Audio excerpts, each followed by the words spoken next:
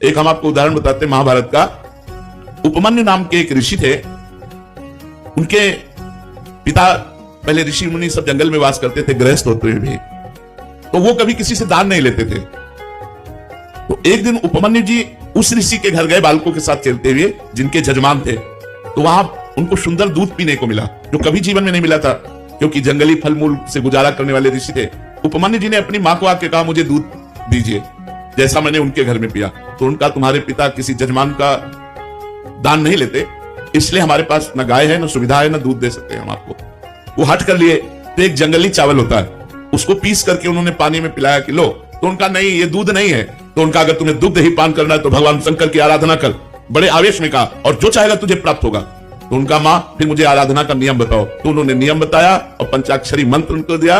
वो 10,000 वर्ष तक दाहिने पैर के अंगूठे केवल खड़े होकर पंचाक्षरी मंत्र हाथ उठा के जपते रहे 10,000 वर्ष तक। भगवान शिव प्रसन्न हो गए। वैसे तो आशुतोष है और डरदारी बड़े शीघ्र प्रसन्न होने वाले। अब उन्होंने परीक्षा ली, इष्ट परीक्षा भी लेता है।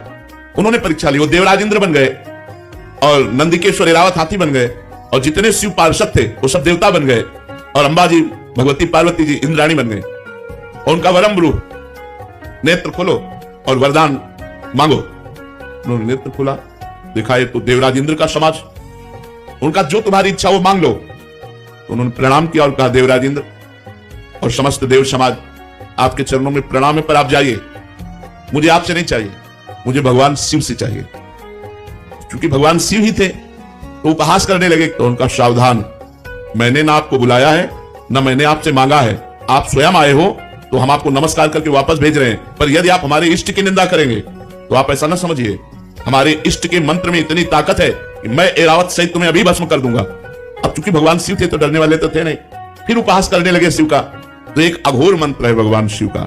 हम लोग जब संन्यास मार्ग में थे तो उस मंत्र का परिचय हमें प्राप्त है। अगर ये सिद्ध हो जाए तो जो चाहे वो कर सकता है। तो उन्होंने तुरंत हाथ में जल लिया, जो ही अघोर मंत्र का संधान किया तो नंदिकेश्वर प्रकट हो गए, उस जल को रोक लिया और कहा, इष्ट मंत्र से इष्ट पर प्रहार करते हो। तब देखा तो भगवान शंकर, पार्वती और समस्त पार्षदगण, तो उनका त्राहिमाम शरणागत वत्सल भगवान शिव रक्षा करो, हमने तो देवराज इंद्र समझकर प्रहार किया। बोले, नहीं वत्स, मैं तुम्हारी परीक्षा लेने आया था कि देखें तुम एकनिष्ठ हो या केवल अपनी चाह पूर्ति करने वाले, जैसे आपने प्रश्न किया। अब बोलो क्या चाहते हो। तो उनका, जो हमारी कामना थी उसकी पूर्ति होनी चाहिए। तो उनका, क्षीर समुद्र से, जिसमें भगवान शयन करते हैं, उस क्षीर समुद्र से रोज तुम्हें दुग्ध आएगा, और अजरश्चैव अमरश्चैव, और जब तुम हमें याद करोगे मैं प्रकट हो जाऊंगा। तो अनन्य निष्ठा से ही वस्तु की प्राप्ति होती है।